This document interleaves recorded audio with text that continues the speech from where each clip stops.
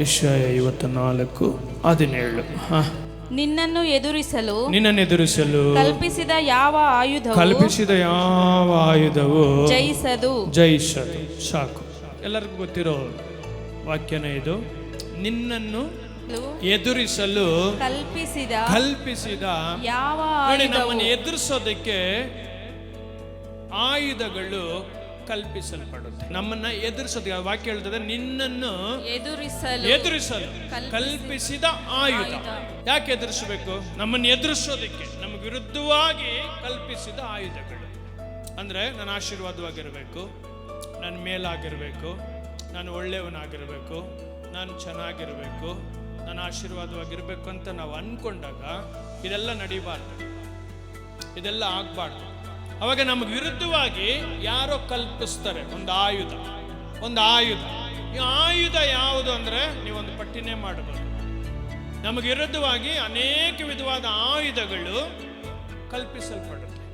ಅವ್ರ ಉದ್ಧಾರ ಆಗ್ಬಾರ್ದು, ಅವರ ಅಭಿವೃದ್ಧಿ ಆಗ್ಬಾರ್ದು, ಅವ್ರು ಸಾಯ್ಬೇಕು, ಅವ್ರ ನಷ್ಟಗಳನ್ನ ಅನುಭವಿಸ್ಬೇಕು, ಅವ್ರ ಕಷ್ಟಗಳನ್ನ ಅನುಭವಿಸ್ಬೇಕು, ಹಂಗೆ ಸಾಯ್ತಾನೆ ಇರಬೇಕು, ಮೇಲೆ ಕಲ್ಪಿಸ್ತಾರೆ.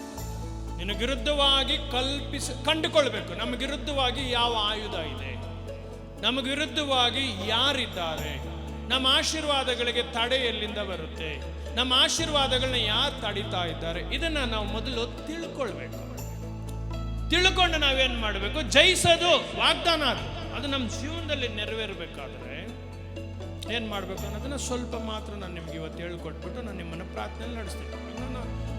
ನನಗೆ ತುಂಬಾ ಆಶೀರ್ವಾದಗಳು ದೇವರಿಟ್ಟಿದ್ದಾರೆ. ಇಲ್ಲಿರೋ ಪ್ರತಿಯೊಬ್ಬರಿಗೂ ತುಂಬಾ ಆಶೀರ್ವಾದಗಳನ್ನ ದೇವರಿಟ್ಟಿದ್ದಾರೆ. ಇದನ್ನ ನಾನು ಹೊಂದದಂಗೆ, ಇದನ್ನ ನಾನು ನನ್ನ ಕುಟುಂಬ ಅನುಭವಿಸದಂಗೆ ತಡೆಯೋದಕ್ಕೆ ಆಯುಧಗಳಿದೆ. ಅದು ಕಣ್ಣಿಗೆ ಕಾಣೋದು ಬೇರೆ, ಕಣ್ಣಿಗೆ ಕಾಣದೇ ಇರೋದು ಬೇರೆ ಇದೆ. ಕಣ್ಣಿಗೆ ಕಾಣೋದು ಸ್ವಲ್ಪ, ಕಣ್ಣಿಗೆ ಕಾಣದೇ ಇರೋದು ಲಕ್ಷಗಟ್ಟಲೆ. ಇದೆಲ್ಲ ಯಾರ ವಿರುದ್ಧವಾಗಿ ಹೊರಡುತ್ತೆ? ದೇವ ಮಕ್ಕಳ ವಿರುದ್ಧವಾಗಿ, ಕುಟುಂಬಗಳ ವಿರುದ್ಧವಾಗಿ ಯಾರೋ ಕಲ್ಪಿಸ್ತಾರೆ. ಹೋಗು, ತಡಿ, ಹೋಗು, ಅವ್ರನ್ನ ನಿಲ್ಸು. ಅವ್ರು ಹೋಗಿ ಬರೀ ಕೈಯಿಂದಾನೇ ಬರಬೇಕು, ಆಶೀರ್ವಾದವಾಗಿ ಬರಬಾರ್ದು. ಆದ್ರೆ ದೇವ್ರ ವಾಗ್ದಾನ ಏನೋ, ನೀನು ಹೋಗುವಾಗಲೂ ಆಶೀರ್ವಾದವಾಗಿ, ನೀನು ಬರುವಾಗಲೂ ಆಶೀರ್ವಾದವಾಗಿ ಯೆಹೋವನು ನಿನ್ನನ್ನು ಆಶೀರ್ವದಿಸುವನು. ನಾವು ಹೋಗ್ತೀವಿ, ಆದ್ರೆ ಬರೋವಾಗ ದುಃಖವಾಗಿ, ಕಷ್ಟವಾಗಿ. ಯಾಕೆ? ಯಾರೋ ನಮ್ಮ ವಿರುದ್ಧವಾಗಿ ಇದ್ದಾರೆ. ಇವಾಗ ಇದು ಆಶೀರ್ವಾದವಾಗಿ ಮಾರ್ಪಡ್ಬೇಕಂದ್ರೆ ಆಯುಧಗಳನ್ನ ನಾವು ಜಯಿಸ್ಬೇಕು. ಅದಕ್ಕೆ ತುಂಬ ಆಯುಧಗಳಿದೆ. ನಾನು ಇವತ್ತು ತಗೊಂಡಿದ್ದು ಮನುಷ್ಯನ ಮಾತು ಒಂದು ಆಯುಧ. ಮನುಷ್ಯನ ಮಾತಿಗೆ ಅಷ್ಟು ಪವರ್ ಇದೆ. ಅವ್ರು ರಕ್ಷಣೆಗೊಂಡಿಲ್ಲ ಹಂಗೆಲ್ಲ ಹೇಳಂಗಿಲ್ಲ, ಹಂಗೆಲ್ಲ ಹೇಳಂಗೇ ಇಲ್ಲ. ಮನುಷ್ಯನ ದೇವ್ರು ಉಂಟು ಮಾಡುವಾಗಲೇ ತನ್ನ ಸ್ವಾರೂಪ್ಯದಲ್ಲಿ ಮನುಷ್ಯನ ದೇವರು ಉಂಟು ಮಾಡಿಬಿಟ್ಟು ಅವನ ಒಳಗಡೆ ಏನೆಲ್ಲ ಇಡಬೇಕು ದೇವರು ಅವನ ಒಳಗಡೆ ಇಟ್ಟುಬಿಟ್ರು. ಆಯುಧ, ನೀವು ಮಚ್ಚು, ಕತ್ತಿ, ಈಟಿ, ಬುಲೆಟ್ಟು ಏನೇನೋ ಹೇಳ್ತಿರಲ್ಲ, AK-47, ಇದೆಲ್ಲ ಆಯುಧನೇ. ಇದೆಲ್ಲ ಯಾರ ವಿರುದ್ಧವಾಗಿ? ಮನುಷ್ಯರ ವಿರುದ್ಧವಾಗಿ ಕಲ್ಪಿಸುತ್ತೆ. ಅವು ಜಯಿಸಬಾರ್ದು. ಅದರಲ್ಲಿ ನಾನು ಇವತ್ತು ನಿಮಗೆ ತಗೊಂಡಿರೋದು ಮಾತು. ನಾನು ಕಳೆದ ವಾರ ಕೂಡ ಹೇಳಿದೆ, ಮಾತುಗೆ ಅಷ್ಟು ಪವರ್. ಏನೋ ಸುಮ್ಮನೆ ಮಾತಾಡ್ಬಿಡ್ತಾರೆ ಕೆಲವರು, ಮಾತಾಡ್ತೀನಿ ಅಂತ. ಅದರಲ್ಲಿ ಅದೊಂದು ಆಯುಧವಾಗಿ ಚಲಿಸ್ತಾರೆ. ಕೆಲವು ಸಾರಿ ನಮ್ಮನ್ನು ನಾವೇ ಶಪಿಸ್ಕೊಂಡಿರ್ತೀವಿ, ಕೆಲವು ಸಾರಿ ನಮ್ಮನ್ನ ಬೇರೆ ಯಾರೋ ಶಪಿಸಿರ್ತಾರೆ, ಅಥವಾ ನಮ್ಮ ಕುಟುಂಬಕ್ಕೆ ವಿರುದ್ಧವಾಗಿ, ನಮ್ಮ ವಿರುದ್ಧವಾಗಿ ಯಾರೋ ಇವ್ರು ಏಳಿಗೆ ಆಗ್ಬಾರ್ದು, ಇವರು ಉದ್ಧಾರ ಆಗ್ಬಾರ್ದು, ಇವರು ಕಷ್ಟಪಟ್ಕೊಂಡೇ ಇರಬೇಕು, ಇವರು ಸಾಲದಲ್ಲೇ ಇರಬೇಕು, ಈ ಕುಟುಂಬ ನಾಶ ಆಗೋಗ್ಬೇಕು. ಇದೆಲ್ಲ ಆಯುಧನೇ. ಇದೆಲ್ಲ ಮಾತಾಡಲ್ಲ ನೀವು, ಇದೆಲ್ಲ ಆಯುಧನೇ. ನೀವು ತಗೊಳ್ಳಿಲ್ಲ ಅಂತಂದ್ರೆ ಸತ್ಯವೇದನೂ ಹೇಳುತ್ತೆ, ನೀವು ಹಿರಿಯರ ಹತ್ರ ಹೋಗಿ ಕುತ್ಕೊಂಡು ನೋಡಿ, ಅಥವಾ ನಿಮ್ಮ ಅನುಭವಗಳಲ್ಲಿ ಕುತ್ಕೊಂಡು ನೋಡಿ. ನೀನು ಆಶೀರ್ವಾದಿಸಿದ್ರೆ ಆಶೀರ್ವಾದ, ನೀನು ಶಪಿಸಿದ್ರೆ ಶಾಪ. ಇದು ಅನ್ಯ ಜನಗಳು ಹೇಳ್ಕೊಳ್ತಾರೆ, ಮಾತಾಡ್ತಾರೆ. ನಾವು ಕೇಳಿದ್ದೀವಿ, ಅನ್ಯ ಜನಗಳು ಏನಾದರೂ ನಡಿಬಾರ್ದು ನಡೆದ್ರೆ ಹೇಳ್ತಾರೆ, ಇದು ಶಾಪ, ಯಾರೋ ಮಾಡಿದ ಶಾಪ, ಯಾರೋ ಮಾಡಿದ ಕರ್ಮ. ಅದಕ್ಕೆ ಇವರು ಈ ತರ ಕಷ್ಟಪಡ್ತಾ ಇದ್ದಾರೆ. ಇದಕ್ಕೆ ಪರಿಹಾರ ಏನು? ಜಯಿಸಬೇಕು. ಯೇಸು ಶಿಲುಬೆಯನ್ನು ಜಯಿಸಿದನು. ನಾವು ಇವಾಗ ಯೇಸು ಮಕ್ಕಳಾಗಿ ಆತನ ಬಲ ಹೊಂದಿ ನಾವು ಇವುಗಳನ್ನ ಜಯಿಸಿದ್ರೇನೆ ನಾವು ದೇವರ ಆಶೀರ್ವಾದಗಳನ್ನ ಅನುಭವಿಸೋದಕ್ಕೂ ನೋಡೋದಕ್ಕೂ ಆಗುತ್ತೆ. ಇಲ್ಲ ಅಂದ್ರೆ ಪ್ರಯತ್ನ ಇರುತ್ತೆ, ಜಯಿಸೋದಕ್ಕಾಗೋದು. ಯಾಕೆ? ಯಾರೋ ನಮಗೆ ವಿರುದ್ಧವಾಗಿ ಕಲ್ಪಿಸ್ಬಿಟ್ಟಿದ್ದಾರೆ. ಏನ್ ಬೇಕಾದ್ರೂ ಮಾಡಿರ್ಬೋದು, ಮಠ ಮಂತ್ರಗಳು ಮಾಡಿರ್ಬೋದು. ನಾವು ಅವ್ರ ಬಾಯಿ ಮಾತಿಂದ ನಮ್ಮ ಆಶೀರ್ವಾದಗಳನ್ನ ಅವ್ರು ತಡೆ ಮಾಡಿರ್ಬೋದು. ಇವಾಗ ಇವುಗಳನ್ನ ನಾವು ಜಯಿಸಿದ್ರೇನೆ ಈ ವಾಗ್ದಾನ.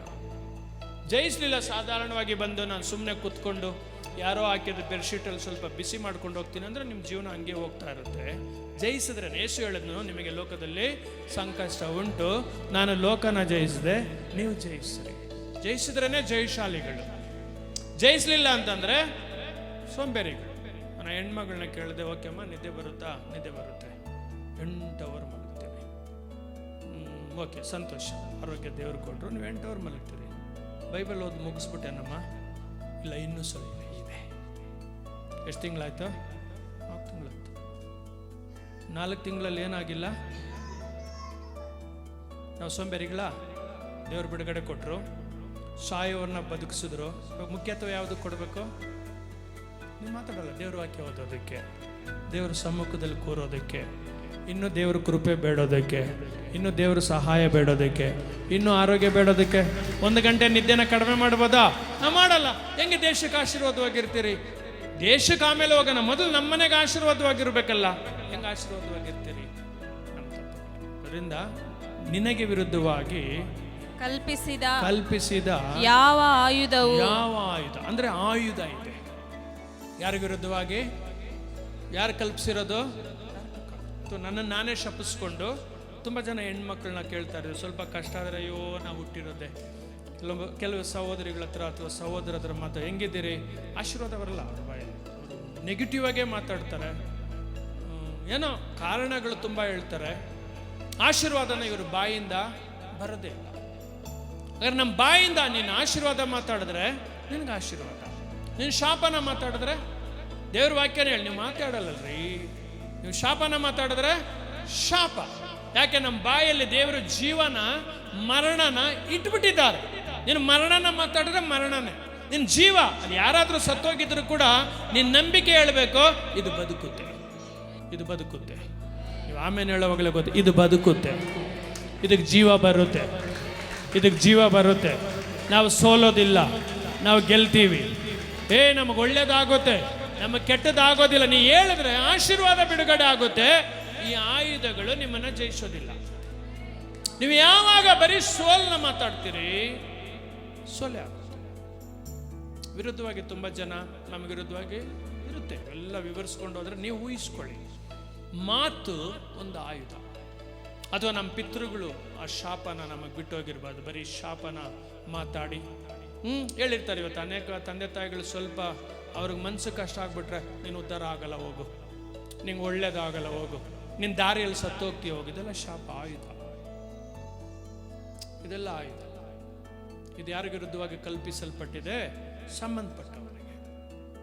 ಅಥವಾ ಯಾರೋ ನಮ್ಗೆ, ನಾವು ಯಾರಿಗೋ ಮೋಸ ಮಾಡಿರ್ತೀವಿ, ಅದು ಯಾರಿಗೋ ನಮ್ಮಿಂದ ಕೇಡಾಗಿರುತ್ತೆ, ಅದು ಯಾರಿಗೋ ನಮ್ಮಿಂದ ಏನೋ ಕೆಟ್ಟದಾಗಿರುತ್ತೆ. ಅವರ ದುಃಖದಲ್ಲಿ ನಮ್ಮನ್ನ ನೀವು ಉದ್ಧಾರ ಆಗಲ್ಲ ಹೋಗ್ರಿ.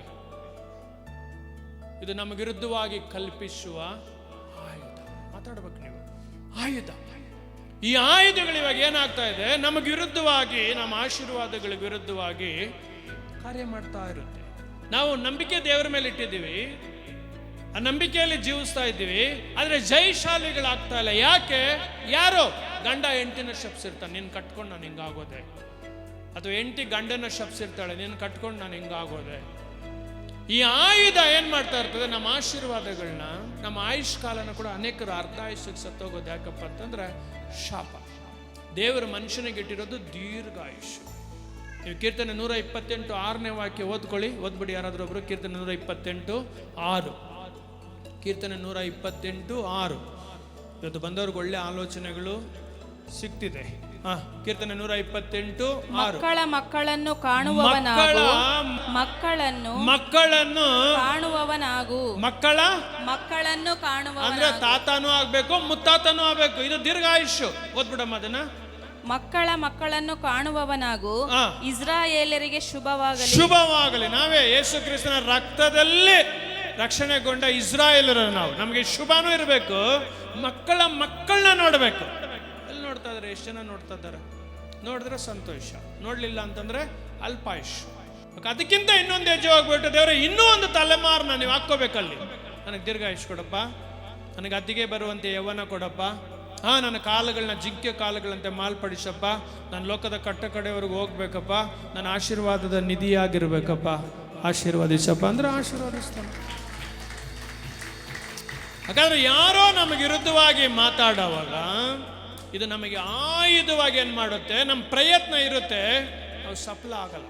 ಇವತ್ತು ಬಂದವರು ಸ್ವಲ್ಪ ಸಮಯ ಆಲೋಚನೆಗಳನ್ನ ಕೇಳಿಕೊಂಡು ನಾವೆಲ್ಲ ಸೇರಿ ಪ್ರಾರ್ಥನೆ ಮಾಡಿದಾಗ ಈ ಆಯುಧಗಳು, ಮನುಷ್ಯನ ಮಾತು, ಯಾರೆಲ್ಲ ನಮ್ಮನ್ನು ದೂರ ಇರ್ತಾರೆ, ಶಪಿಸಿರ್ತಾರೆ, ಕೇಳು ನಮ್ಮ ಜೊತೆಲ್ಲೇ ಇರ್ತಾರೆ, ನಮ್ಮನ್ನು ಹೊಟ್ಟೆ ಕಿಚ್ಚು, ಅದೊಂದು ಬರೋ ವಾರಗಳಲ್ಲಿ ಅದನ್ನು ಹೇಳ್ತೀನಿ, ಹೊಟ್ಟೆ ಕಿಚ್ಚುಪಟ್ಟಿರ್ತಾರೆ.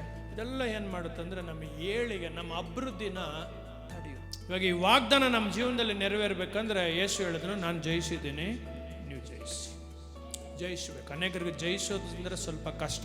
ಸುಮ್ಮನೆ ಯಾರೋ ಹೋಗ್ಬೇಕು, ಅವ್ರ ತಲೆ ಮೇಲೆ ಕೈ ಇಟ್ಬಿಟ್ಟು ಮಗಳೇ ನಿಂಗೆ ಒಳ್ಳೇದಾಗ್ಬಿಡುತ್ತಂದ್ರೆ ಅಷ್ಟೇ. ಅದನ್ನು ತಡೆಯೋದಕ್ಕೆ ಕೂಡ ಸೈತಾನ ಇರ್ತಾನೆ.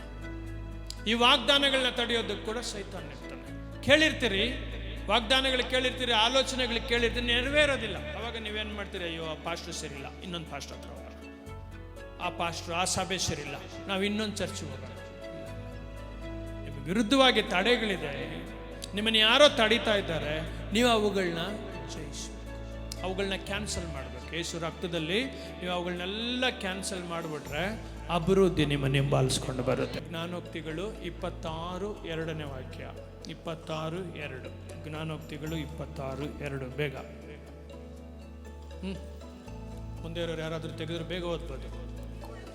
ನಿಮಿತ್ತವಿಲ್ಲದೆ ಕೊಟ್ಟ ಶಾಪವು ಎರಗಿ ನಿಲ್ಲದು.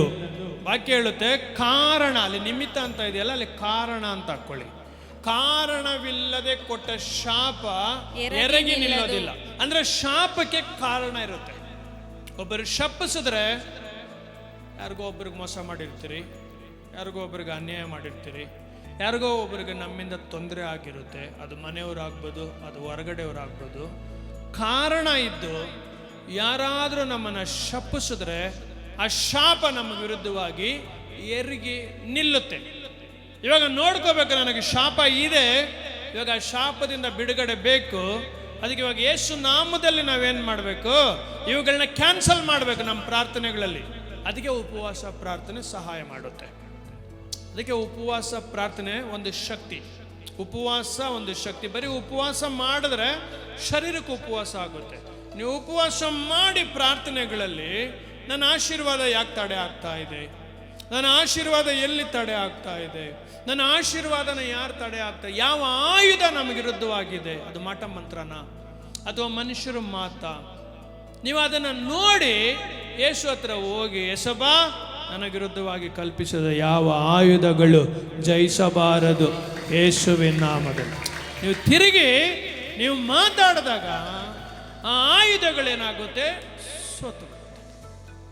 ಆ ಆಯುಧಗಳು ಸೋಲಿಲ್ಲ ಅಂತಂದ್ರೆ ನೀವು ಜೀವನ ಪೂರ್ತಿ ಪ್ರಯತ್ನ ಇರುತ್ತೆ, ನೀವು ಕಷ್ಟಪಡ್ತಾ ಇರ್ತೀರಿ, ಸೋಲುಗಳೇ ಆಗ್ತಾ ಇರ್ತದೆ. ತುಂಬ ಜನ ನಾನು ನೋಡ್ತೀನಿ, ಸೇವೆಯಲ್ಲಿ ನಂಬಿಕೆ ಇದೆ, ದೇವರ ಮೇಲೆ ವಾಗ್ದಾನಗಳಿದೆ, ದರ್ಶನಗಳನ್ನ ಕೇಳಿರ್ತಾರೆ, ನೋಡಿರ್ತಾರೆ, ಆದರೆ ಯಾವುದು ಈಡೇರೋದಿಲ್ಲ. ಯಾಕೆ? ಯಾವುದೋ ಆಯುಧ ನಮ್ಮ ವಿರುದ್ಧವಾಗಿ ಕಲ್ಪಿಸಲ್ಪಟ್ಟಿದೆ. ಅದು ನಮ್ಮ ಮಾತಾಗ್ಬೋದು, ಅಥವಾ ನಮ್ಮವರು ಮಾತಾಡಿರೋ ಮಾತಾಗ್ಬೋದು, ಅಥವಾ ಯಾರೋ ಹೊರಗಡೆಯಿಂದ ನಮ್ಮ ಕುಟುಂಬಗಳನ್ನ, ನಮ್ಮ ಆಶೀರ್ವಾದಗಳನ್ನ, ನಮ್ಮ ಅಭಿವೃದ್ಧಿನ ಶಪಿಸಿರ್ಬೋದು. ಅದಕ್ಕೆ ನಾವು ಅಭಿವೃದ್ಧಿ ಆಗ್ತಾ ಇಲ್ಲ. ಇವಾಗ ನಾವು ಅಭಿವೃದ್ಧಿ ಆಗಬೇಕಾದ್ರೆ ಈ ಆಯುಧಗಳು ಸೋಲ್ಬೇಕಾದ್ರೆ ನಿಮ್ಮ ಪ್ರಾರ್ಥನೆ ಒಂದು ಶಕ್ತಿ ಆಗಬೇಕು. ಶಕ್ತಿಯಾಗಿ ಯೇಸು ಮುಂದೆ ಹೋಗಿ ನಿಂತುಕೊಂಡು ಯೇಸು ಸಹಾಯನ ಬೇಡಿ, ಯೇಸುವಿನ ನಾಮನ ಉಪಯೋಗಿಸಿ ನೀವು ಹೇಳ್ಬೇಕು, ನಾನು ಈ ದೇಶಕ್ಕೆ ಆಶೀರ್ವಾದ ನನಗೆ ವಿರುದ್ಧವಾಗಿ ಕಲ್ಪಿಸಿದ. ನೀವು ಕೈ ತಟ್ಟೋದ್ರಲ್ಲೇ ನನಗೂ ಯಾವ ಆಯುಧಗಳು ನನ್ನನ್ನು, ನನ್ನ ಕುಟುಂಬವನ್ನು, ನನ್ನನ್ನು, ನನ್ನ ಆಶೀರ್ವಾದಗಳನ್ನು ಜಯಿಸಬಾರ್ದು ನೀವು ಹೇಳ್ತಾನೆ ಇದ್ರೆ, ಈ ಬಾಣಗಳು ನಮಗೆ ನೇರವಾಗಿ ನಮ್ಮನ್ನು ಕೊಲ್ಲೋದಕ್ಕೆ ಕಲ್ಪಿಸಲ್ಪಟ್ಟ ಆಯುಧಗಳೇನಾಗುತ್ತೆ, ತಿರ್ಕೊಂಡು ರಿವರ್ಸ್, ಎಲ್ಲಿಂದ ಬಂತು, ಯಾರ ಕಡೆಯಿಂದ ಬಂತು, ಯಾರ ಮೂಲಕ ಬಂತು, ತಿರುಗಿ ಹೋಗುತ್ತೆ. ನಾಶ ಆಗೋದು ನಾವಲ್ಲ, ನಾಶ ಆಗೋದು ಅವರು. ಅದಕ್ಕೆ ನಾವು ನಮ್ಮ ಪ್ರಾರ್ಥನೆ, ನಮ್ಮ ಮಾತು, ನಮ್ಮ ನಂಬಿಕೆ ಸ್ಟ್ರಾಂಗ್ ಆಗಬೇಕು. ಸಾಧಾರಣವಾದ ಪ್ರಾರ್ಥನೆ ದೇವ ಮಕ್ಕಳು ಮಾಡಬಾರ್ದು. ನೀವು ಹೋಗಿ ನಿಂತ್ಕೊಂಡ್ರೆ ನಿಮ್ಮ ಒಳಗಡೆಯಿಂದ ಒಂದು ಶಕ್ತಿ ತಿರುಗಿ ಹೋಗ್ಬೇಕು. ಯೇಸುವಿನ ನಾಮದಲ್ಲಿ ನೀವು ಎದ್ದಿದ ತಕ್ಷಣ ಹೇಳ್ಬೇಕು, ಯೇಸುವಿನ ನಾಮದಲ್ಲಿ. ಯಾರೋ ಹೇಳಿರ್ತಾರೆ, ಏಯ್ ನಾನು ನಿನ್ನ ಮೇಲೆ ಕೇಸ್ ಹಾಕ್ತೀನಿ, ಯಾರೋ ಹೇಳಿರ್ತಾರೆ ನಾನು ನಿನ್ನ ಮೇಲೆ ಕೋರ್ಟ್ಗೆ ಹೋಗ್ತೀನಿ, ಅದೆಲ್ಲ ಆಯುಧನೇ. ಈ ಕೋರ್ಟು ಕೇಸ್ ಎಲ್ಲ ಆಯುಧನೇ. ನಮ್ಮ ಆಶೀರ್ವಾದ ಯಾರ ಕೈಯಲ್ಲೋ ಇದೆ, ಅದು ನಾವು ತಗೊಳ್ಳೋಕೆ ಹೋದ್ರೆ ಅವನೇನು ಮಾಡ್ತಾನೆ, ನಾನು ನಿನಗೆ ಕೊಡಲ್ಲ, ನಾನು ನಿನಗೆ ವಿರುದ್ಧವಾಗಿ ಮಂತ್ರ ಮಾಡ್ತೀನಿ, ಅಥವಾ ನಾನು ನಿನ್ನನ್ನು ತಗೊಂಡೋಗಿ ಜೈಲಲ್ಲಿ ಹಾಕ್ತೀನಿ, ನಾನು ನಿನ್ನನ್ನು ತಗೊಂಡೋಗಿ ಕೋರ್ಟಲ್ಲಿ ಹಾಕ್ತೀನಿ, ನಾನು ನಿನಗೆ ನೋಟಿಸ್ ಕಳಿಸ್ತೀನಿ. ಇದೆಲ್ಲ ಆಯುಧ, ಇದೆಲ್ಲ ಆಯುಧ. ಇದು ಯಾರಿಗೆ ವಿರುದ್ಧವಾಗಿ ಕಲ್ಪಿಸಲ್ಪಡುತ್ತಾ ಇದೆ? ನಮಗೆ ವಿರುದ್ಧವಾಗಿ ಯಾರೋ ಒಬ್ಬನ ಮಾತಲ್ಲಿ ಹೇಳಿದ್ರು ಕೂಡ ಅವ್ನು ಬರೀ ಮಾತಲ್ಲಿ ಹೇಳ್ದ ಅನ್ಕೋಬಾರ್ದು. ಅದೊಂದು ಆಯುಧ. ಅದು ನನ್ನನ್ನು ಜಯಿಸಬಾರ್ದು, ಅದು ನನ್ನ ಕುಟುಂಬನ ಜಯಿಸಬಾರ್ದು, ಅದು ನನ್ನ ಸೇವೆನ ಜಯಿಸಬಾರ್ದು, ಅದು ನನ್ನ ಭವಿಷ್ಯನ ಜಯಿಸಬಾರ್ದು. ಯೇಸುವಿನ ನಾಮದಲ್ಲಿ ತಿರುಗಿ ಹೇಳ್ಬೇಕು, ಏ ಶೈತಾನನೇ, ನಿನ್ನ ಆಯುಧಗಳು ನನಗೆ ವಿರುದ್ಧವಾಗಿ ಜಯಿಸೋದಿಲ್ಲ. ಯೇಸು ಹೇಳಿದ್ದಾನೆ, ಯೇಸುವಿನ ನಾಮದಲ್ಲಿ ನಿನ್ನನ್ನು ಕಟ್ಟುತ್ತೇನೆ, ನಿನ್ನನ್ನು ಬಂಧಿಸುತ್ತೇನೆ. ನೀವು ಬಂಧಿಸಿದ್ರೆ ಈ ಬಾಣಗಳೆಲ್ಲ ಏನಾಗುತ್ತೆ, ತಿರುಗಿ ಹೋಗುತ್ತೆ. ಯಾರು ಕಳಿಸಿದ್ರೆ ಅವ್ರನ್ನ ಬಾಧಿಸುತ್ತೆ, ಅವರು ನಾಶ ಆಗ್ತಾರೆ, ನೀನು ಅವ್ರ ಮುಂದೆನೆ ಅಭಿವೃದ್ಧಿ ಆಗ್ತೀಯ. ಅವ್ರು ಮಾಟ ಮಂತ್ರ ಮಾಡಬಿಟ್ರೆ, ನೀವು ಸಾಧಾರಣವಾಗಿ ಪ್ರಾರ್ಥನೆ ಮಾಡ್ತಾ ಇದ್ರೆ ಒಂದು ದಿವಸ ಅದು ನಿನ್ನ ಜಯಿಸಿ ಹೋಗ್ಬಿಡುತ್ತೆ. ಸೋಲಿಗೆ ನೀನೇ ಕಾರಣ, ನಿನ್ನ ಸಾಧಾರಣವಾದ ಪ್ರಾರ್ಥನೆ ಕಾರಣ. ಒಂದು ನಿನ್ನ ಪ್ರಾರ್ಥನೆಯಲ್ಲಿ ಅವ್ರು ಹೋಗಿ ರಕ್ಷಣೆಗೊಳ್ಬೇಕು, ಇಲ್ಲಾಂದ್ರೆ ಅವ್ರು ಸತ್ತೋಗ್ಬೇಕು. ಅವ್ರು ಸತ್ತೋಗ್ಬೇಕು, ನಾನು ಸಾಯ್ಬಾರ್ದು. ನಾನು ಸತ್ತರೆ ಅದೇ ನಾನು ಸೋಲು ಒಪ್ಕೊಂಡೆ ಅಂತ. ನನ್ನ ಮೊಣಕಾಲು, ನನ್ನ ಪ್ರಾರ್ಥನೆ ಕೈ ಎತ್ತಿ, ಎಸೆಯ ನನ್ನ ಅಭಿಷಕ್ತನು ನನ್ನ ರಕ್ತದಲ್ಲಿ ತೊಳೆಯಲ್ಪಟ್ಟಿದ್ದೇನೆ, ನನಗೆ ವಿರುದ್ಧವಾಗಿ, ನನ್ನ ಕುಟುಂಬಕ್ಕೆ ವಿರುದ್ಧವಾಗಿ ಕಲ್ಪಿಸಿದ ಯಾವ ಆಯುಧ ನಮ್ಮನ್ನು ಜಯಿಸಬಾರ್ದು. ಹೇಳೋರ್ಬೇಕು. ಬರೀ ವಾಗ್ದಾನನ ಕೇಳಿ ಹೋಗೋದಲ್ಲ, ಪಾಸ್ಟರ್ಗಳ ಆಶೀರ್ವಾದನ ಹೇಳಿದಾಗ ಅಲ್ಲಿಗೆ ಮುಗೀತು ಅಂತ ಹೋಗೋದಲ್ಲ. ಇದನ್ನು ಕೇಳಿ ಜಯಿಸೋವರೆಗೂ. ಆಸ್ತಿ ಇದೆ, ಕೈಗೆ ಬರ್ತಾ ಇಲ್ಲ, ಹಣ ಬರಬೇಕು, ಹಣ ಕೈಗೆ ಬರ್ತಾ ಇಲ್ಲ. ಮನೆ ಇದೆ, ಆ ಮನೆಯಲ್ಲಿ ನಾವು ವಾಸ ಮಾಡೋದಕ್ಕಾಗ್ತಾ ಇಲ್ಲ. ಯಾಕೆ? ಯಾರೋ ನಮ್ಮನ್ನ ಬಾಧಿಸ್ತಾ ಇದ್ದಾರೆ. ಇದೊಂದು ಆಯುಧ. ಯಾರೋ ಹಂಗೆ ಹೇಳಿ ಬಿಟ್ಟಿದ್ದಾರೆ, ಇದೊಂದು ಆಯುಧ.